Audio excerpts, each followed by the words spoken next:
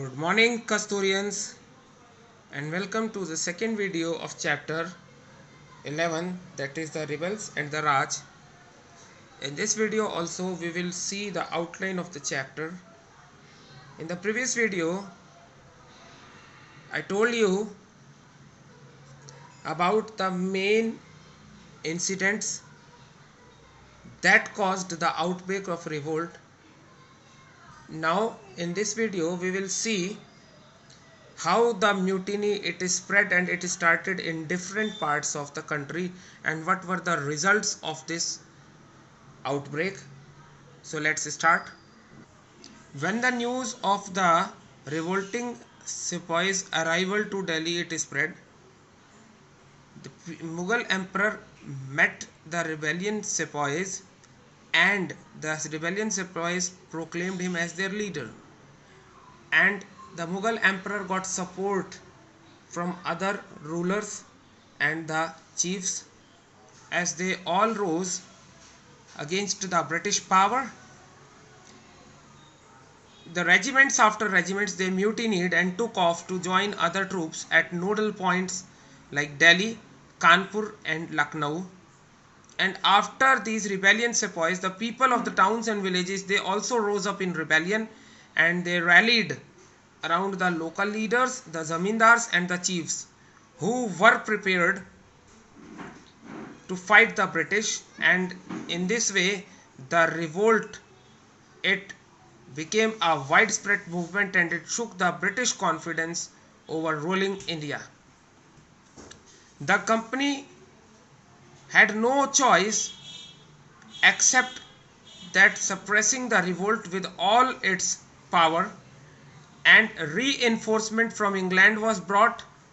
New laws were passed so that the rebels could be convicted easily, and then these reinforcement which were brought from England they moved into the storm centers of the revolt like Delhi, Kanpur and Lucknow.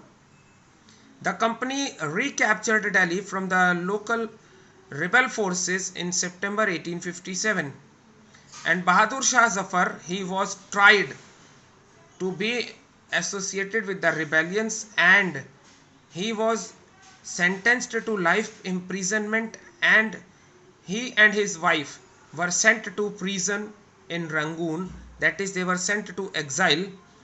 But in other areas the revolt continued and the people continued to resist and fought with the British.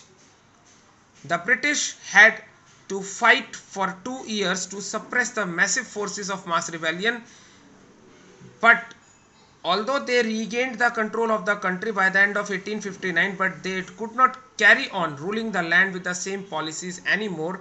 New policies were framed, and the very first step or the consequence of this revolt was that the East India Company lost its powers, and the British Parliament it passed a new act in 1858 that transferred the powers of East India Company to the British Crown to ensure a more responsible management of Indian affairs.